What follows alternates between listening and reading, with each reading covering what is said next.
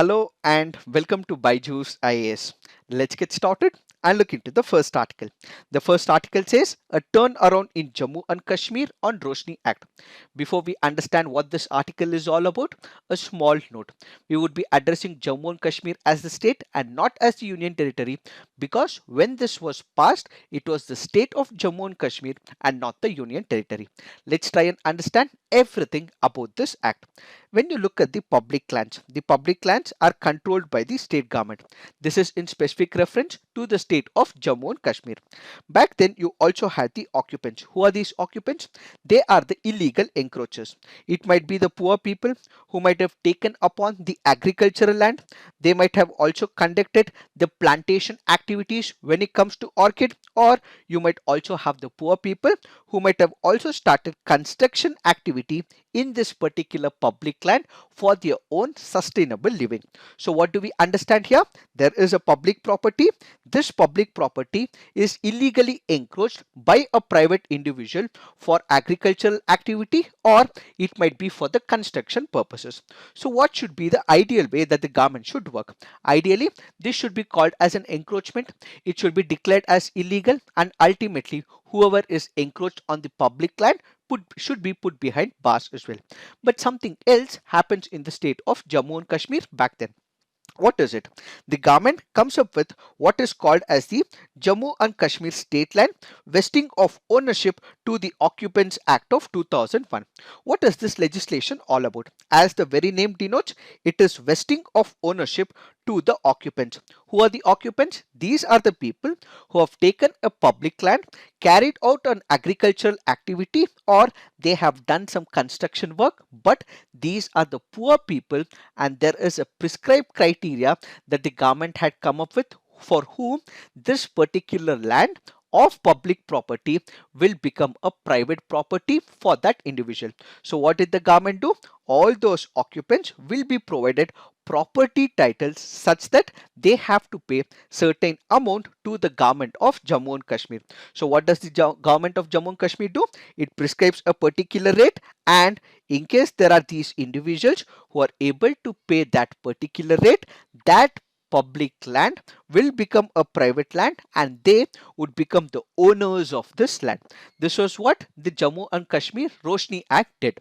What was this Roshni Act all about? Why is it called as the Roshni Act? That is because the amount or the money that was generated from this particular transfer of property titles to that particular person, if the money is collected, this money will be used for the hydroelectricity project. So what does the government do?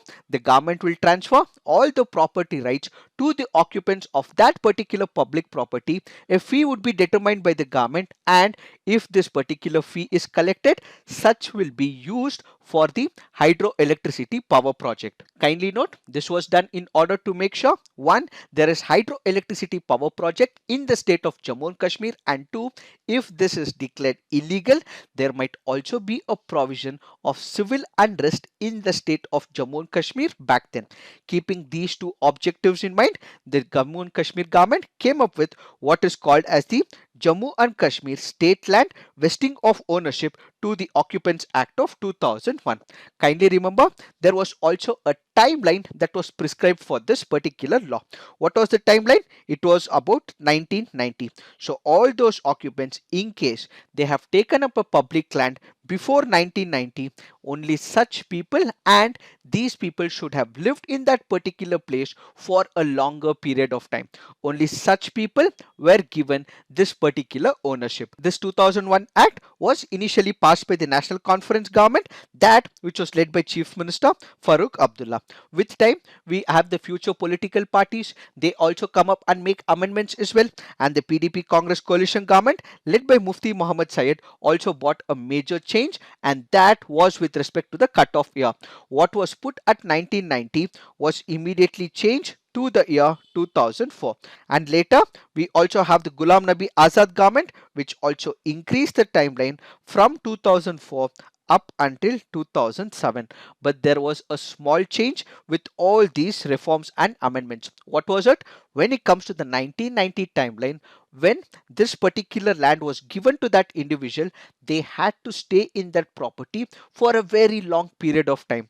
But the 2004 amendment and the 2007 amendment did not look at the long term occupation, but instead, if they were living in that particular property, conducting an activity in that particular property, if they hold that particular public property, immediately land was transferred to such an occupant. Also remember, when it comes to the original land, in case it is an agricultural property, agricultural activities had to be conducted on this property. In case it is being converted to any other activity, they also required permission from the committee or from the government or from the authority on the payment of the prescribed price, that which has been given by the government. So all that it means is that the agricultural land cannot be converted for some other activity without the permission of the government. This is what is the Roshni Act all about. Now let's try and understand where is the controversy. When it comes to the controversial area, at the time it was passed, the government expected that a transfer of ownership of about 20.46 lakh canals of the state land, that is in 16.02 lakh canals in the Jammu region and 4.44 lakh canals in the Kashmir region, was to be transferred to the individuals. So what is this canal? Canal is basically nothing but one of the unit of measurement in the state of Jammu and Kashmir. So a canal is usually about 1/8 of an acre.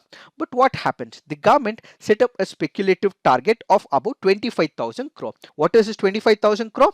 If these lands that they had occupied, if they are paying back the money, the government expected that it will be getting about 25,000 crores, and this 25,000 crores could be used for the hydroelectricity project, and that is why it was also called as the Roshni Act. But then something else happened. The government expected that it would transfer as much as 20.46 lakh canals, but the total ownership that was approved was only for 6.04 lakh canals. That is 5.71 lakh canals in Jammu region, 33,392 canals in Kashmir region, and only 3.48 lakh canals was actually transferred.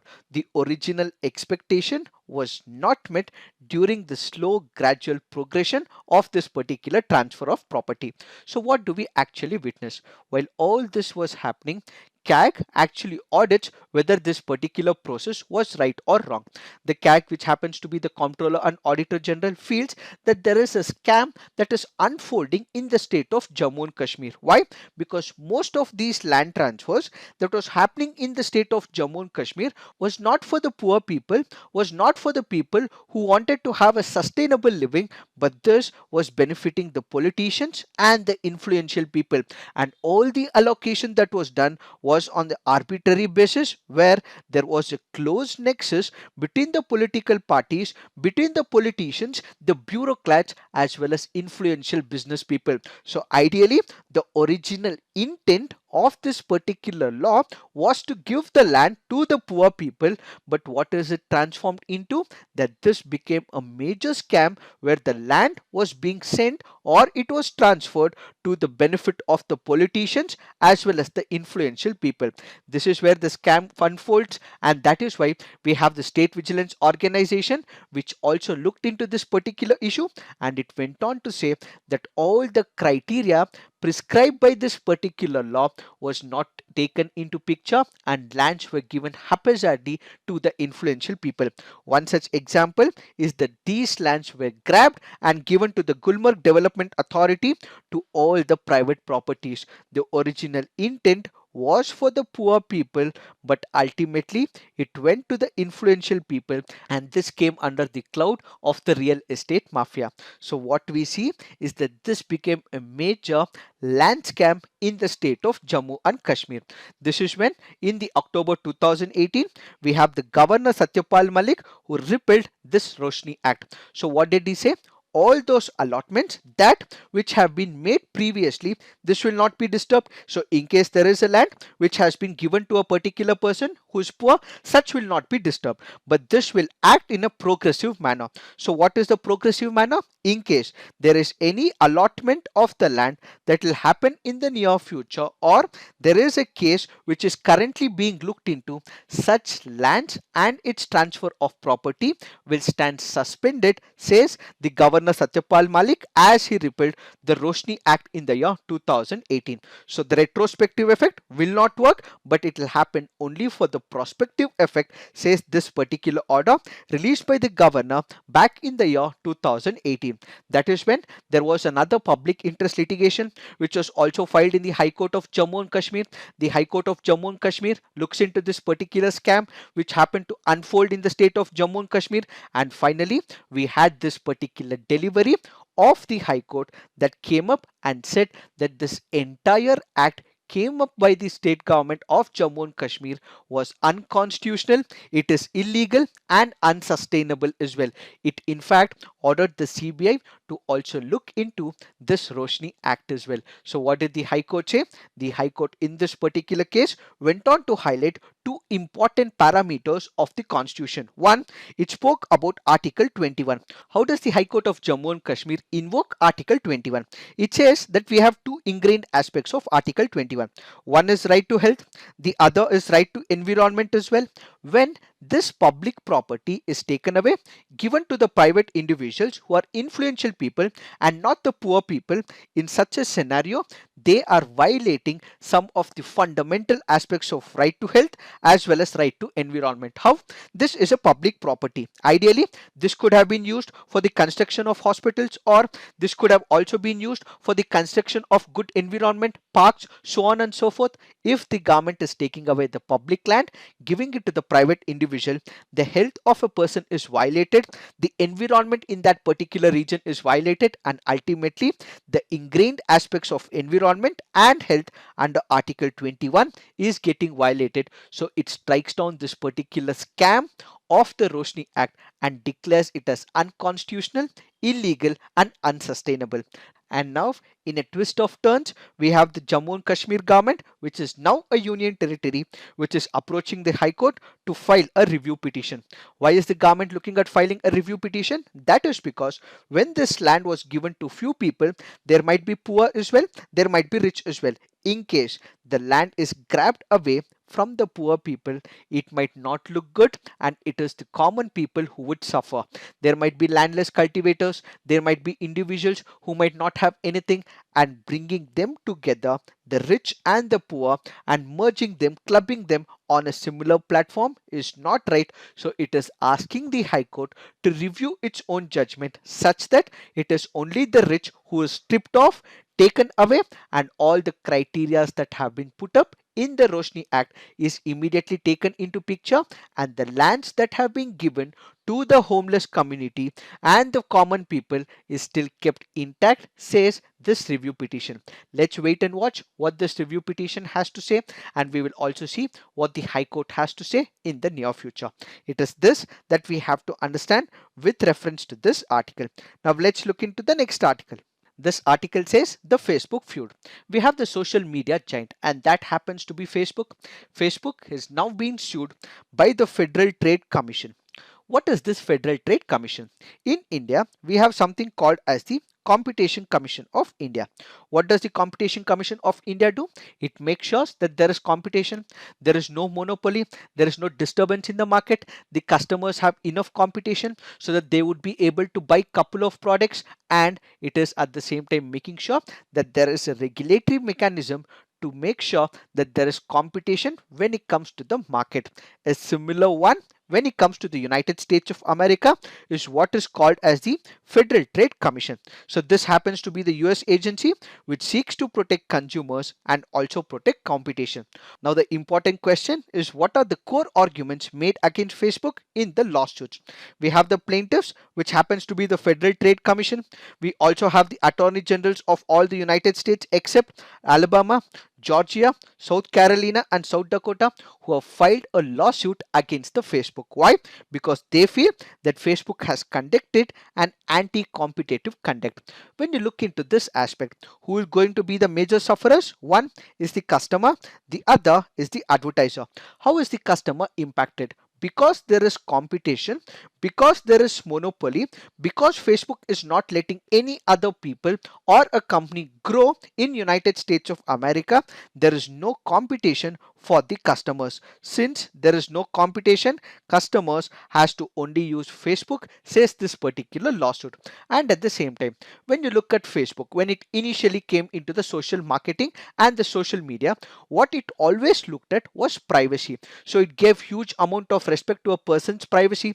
Privacy was always respected, and with time, when it became a monopoly, this privacy of a customer was completely surrendered. Let's take the example of Cambridge Analytica, or let's take the example of number of elections that has taken place in United States of America. It is being alleged that the privacy of a person is not taken into picture, and their data is being sold to the private agencies as well. That is why the lawsuits also say that because of Facebook monopoly, one, there is no competition for the customers, and at the same time, privacy has also been surrendered by the Facebook because of its activity. The second aspect is with respect to the advertisers as well. Because there is monopoly of Facebook, they are not able to look at alternative platforms. In case they have to sell their product, they have to sell only to Facebook. And when it is prescribing a particular standard, a benchmark, and the rate, these advertisers have to pay Facebook, and that is why it is against the customers as well as the advertisers, says this lawsuit. It also drives this particular narrative by taking into picture two important examples. One, it takes into example the photo sharing network of Instagram. It also takes into example WhatsApp as well. Back in the year 2012, Facebook bought Instagram. So how was it done? Facebook was not able to compete with Instagram. So Instagram was all about photo sharing. That is when it senses if Instagram is present, Facebook would not be taken over. Facebook would not be taken seriously by the people. A small and a light question is, in case there is Facebook and Instagram, all of us would be using Instagram. This is what was felt by Facebook as well, and that is why they immediately took over Instagram. They bought it and they monopolized it. Whenever there was a competition of an alternative platform, that is when Facebook has taken over that application, is one such example. Then we also have to take the example of WhatsApp as well. This was also bought by Facebook in the year 2014 for a whopping 19 billion. It also means that whenever there is a competition, Facebook is not going to let go it easily, and this means there is complete monopoly when it comes to the social media. When it comes to WhatsApp, it was shooting up. You also had the Facebook Messenger as well, but when you juxtapose Facebook Messenger and WhatsApp, the number of subscriber base in WhatsApp is comparatively huge, rather compared to the Facebook Messenger. So what did they see? They sense that there is more competition, they will be outgrown, and ultimately they also bought WhatsApp as well. Another major concern with respect to Facebook is they do not let the competition also grow. Let's take the example of number of other applications. Let's say the Twitter Swine, or the Path, or the Circle, or any other applications. In case these applications are requesting for the integration with Facebook, they are not easily allowed, says this particular lawsuit. Taking into picture all these important criteria and example, lawsuits have been filed by the Federal Trade Commission as well as number of state governments and their attorneys when it comes to objecting the monopoly status of Facebook. Now what we have to focus is on the remedies or the laws to fight this whole monopoly issue. When it comes to the United States of America, they have two important laws. One is the Sherman Act of 1890, the other is the Clayton Act of 1914. What is this Sherman Act? Basically, like we have the Competition Commission of India and the law that we have in India, they have the Sherman Antitrust Act of 1890 in the United States, which is about antitrust law that prescribes the rule of free competition. In case there is a violation of free competition, one would be able to invoke Section 2 of the Sherman Act, which makes it unlawful for a company to achieve monopoly power or keep such power via anti-competition. So this has been invoked against Facebook in the United States of America. And when it comes to Section 7 of the Clayton Act, it goes on to say it prevents mergers of the company that lessen the competition or lead to a monopoly. Why? Now we have the Instagram, which is taken and merged with Facebook. We also have WhatsApp, which was also taken by Facebook. And as a result, what we see is more mergers and less competition and monopoly. And as a result, what we have is these two acts that have been invoked in the United States of America. Why is this important for us? That is because similar charges of antitrust charges have also been put in India against the giant companies like Google. We did discuss recently about the Paytm issue as well, where Paytm was taken off from the Google Play Store, and Paytm in fact wanted to come up with a mini store for the Indian developing apps as well. Such is the case of control for all these foreign companies. Let's say it is Facebook, or let's say it is Google, or let's say it is Amazon or Apple. All these companies have huge amount of influence when it comes to outside countries as well. So what we have to focus is on this particular idea, that there has to be competition and no company can have the monopoly when it comes to the technological affairs. Now what has been the response of Facebook? Facebook has gone on to say that this particular merger of Instagram or WhatsApp was actually a lawful one. We did file an application, we did give it to the federal agency as well. It is they who have accepted this merger. So in case they are questioning now, they should ideally accept that it was they who actually gave the permission for this merger. So what we have to understand with respect to this article is the ramifications at the national level when it comes to Facebook, and this will also have international ramifications. Why? Because the national governments like India and the European Union will also take this precedent and will apply them at the local level as well. So we will have to keep a close watch as to what would be the outcome of this particular lawsuit against Facebook. It is this that we have to understand with reference to this article. Now let's look into the next article. This article here is speaking about emergency use of COVID-19 vaccines. Whenever there is a drug that is being developed or there is a vaccine that is being developed, it has a long process. Why? Because this drug or the vaccine has to prove its effectiveness, it has to prove the safety of this drug, and ultimately it will be given to the patient. So during this particular process, what we have is the clinical trial process. This will test whether that particular drug or that particular vaccine is safe or not to be used with respect to an individual. So initially it is administered to the animals. Only if it is tested safe in animals, that is when it will be taken on the human beings. In the human beings, once again we have the phases 1, 2, 3 and so on and so forth. This will also be tested in the large groups of people. This is what is the general trend. First it is put up on the animals. Only if it is tested safe, it will be administered on the large groups of people. But there is something called as the emergency provision or the emergency use. What is this emergency use? Let's say for example, there is one of the debilitating or a rare disease. In such a scenario, there are no prescribed drugs, or there is no idea of what drugs has to be used, or there are not many people who have this particular rare disease. Why? Because this is a rare disease. Not many people will get this particular disease. In such a scenario, if there is a drug, in all likelihood, if it is assumed to prove or it is assumed to take care of that particular person in an emergency use for this rare disease, this drug can also be given. And at the same time, if there are large number of people who are also put at risk and there are no proven drugs for this particular disease, in such a scenario, once again this drug can be tested for that particular person. Now let's take another example. Let's say for example, we take a country like United States of America, or let's say there is another country like UK where one of the drug or the vaccine is being tested in these countries. Now let's say if this particular drug has to be sent to one of the African countries which happens to be poor countries. In such a scenario, we are just taking a hypothetical situation of poor country in Africa like Somalia. In such a situation where there is no infrastructure, where you cannot test the efficacy, in such a scenario, because it is tested in United States of America or in United Kingdom, this drug or the vaccine can be directly applied in that poor country in Africa. So the example that we are trying to say in all these cases is when there is an emergency situation, if there is a problem in a particular region, such a drug which is untested can be given to that particular patient assuming and praying that this person comes out of that particular disease.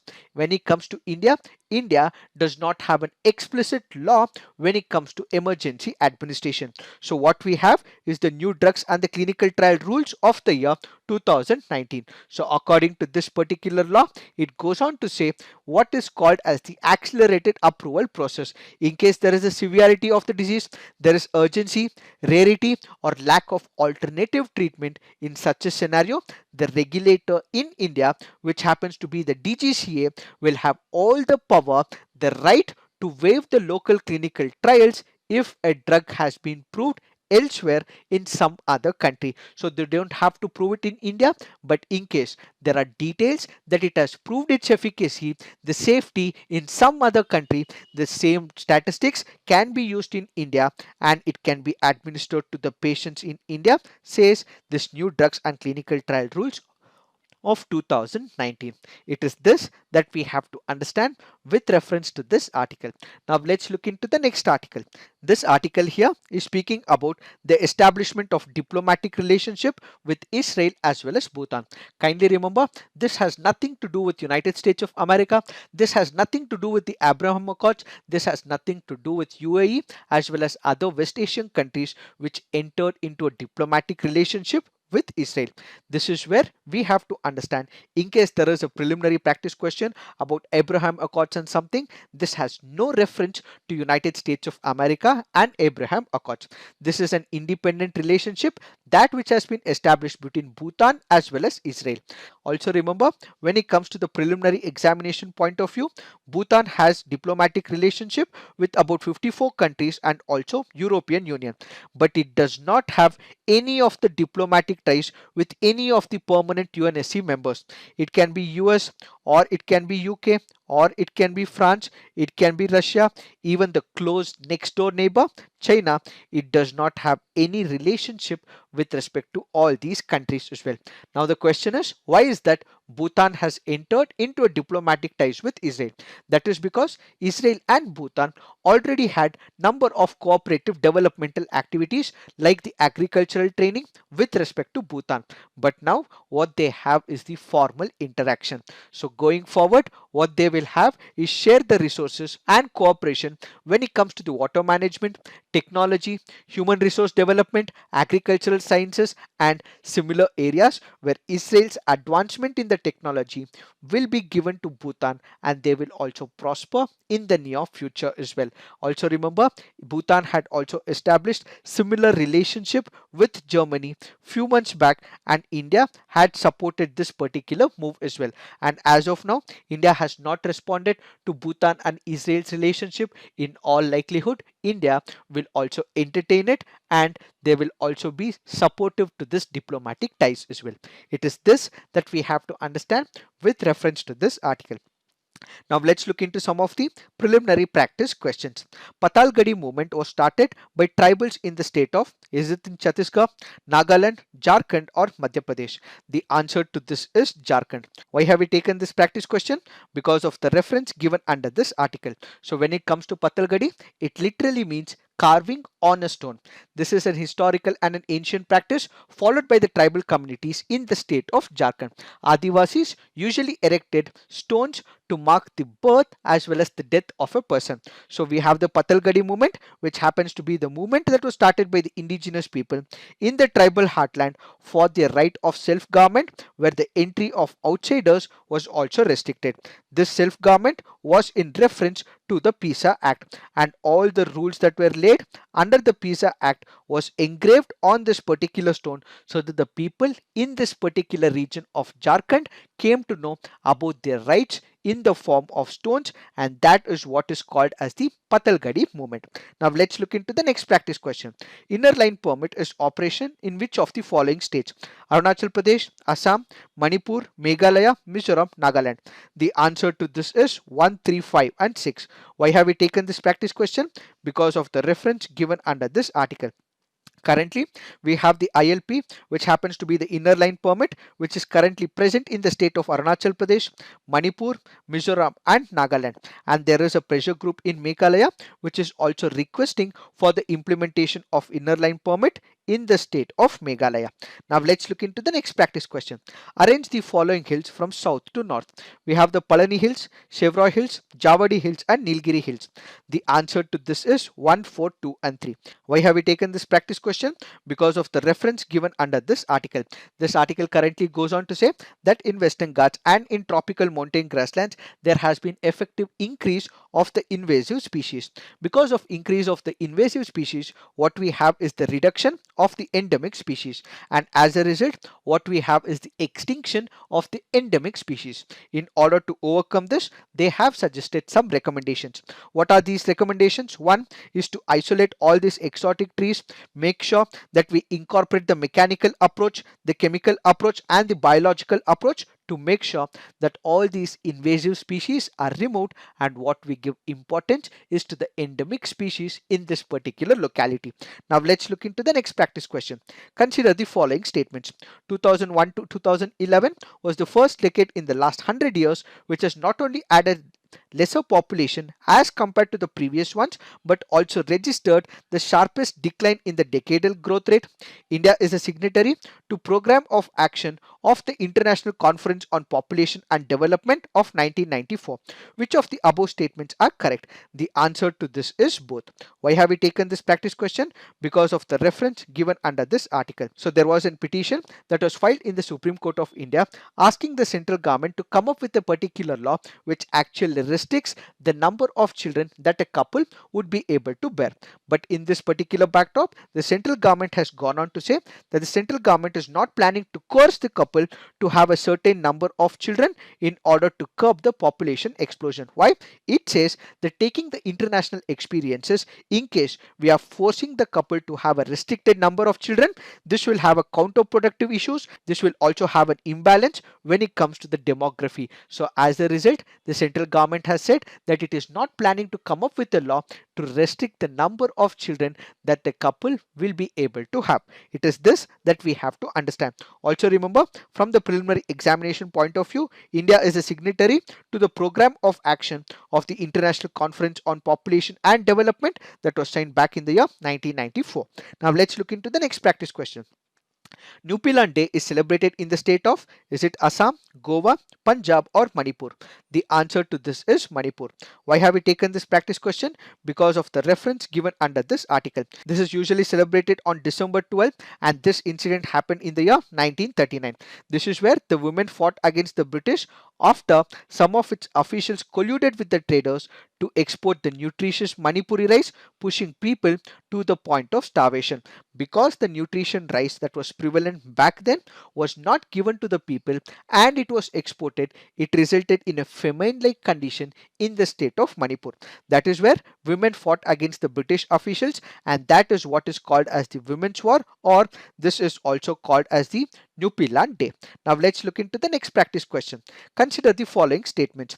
Pyroptosis is a form of inflammatory cell death that occurs in response to pathogen infection. Apoptosis is a form of programmed cell death that occurs in multicellular organisms. Which of the above statements are correct? The answer to this is both. Why have we taken this practice question? Because of the reference given under this article. So when it comes to pyroptosis, it is a form of inflammatory cell death, and when it comes to the apoptosis, it is a form of programmed cell death. Now let's look into the next practice question. With reference to snow leopard, which of the following statements is or correct? Snow leopard is listed as vulnerable on the IUCN Red List. India is party to Global Snow Leopard and Ecosystem Protection Program. Government of India has identified the snow leopard as the flagship species for high altitude Himalayas. Which of the statements are correct? The answer to this is 1, 2 and 3. Why have we taken this practice question? Because of the reference given under this article. So basically, when we are speaking about the snow leopard, its IUCN status is vulnerable. So kindly remember, it is present in the Western Himalayas as well as in the Eastern Himalayas. When it comes to Western Himalayas, it is present in Jammu and Kashmir and Himachal Pradesh, and when it comes to Eastern Himalayas, it is present in Sikkim and Arunachal Pradesh as well. So kindly remember, we have all these states where snow leopard is present. Now let's look into the next practice question. The term West Texas Intermediate, sometimes found in news, refers to a grade of, is it crude oil, bullion, rare earth elements, or uranium? The answer to this is crude oil. Now let's look into the mains practice questions. Today we have the essay that you guys will have to write for 1000 to 1200 words. The first one, politics, bureaucracy and business, fatal triangle, and the second essay is the cyber world, its charm as well as challenge. So please write all the essay on the comment section. You guys have a peer review and also come up with constructive criticism. So this is it for today. Thank you for watching. All the best.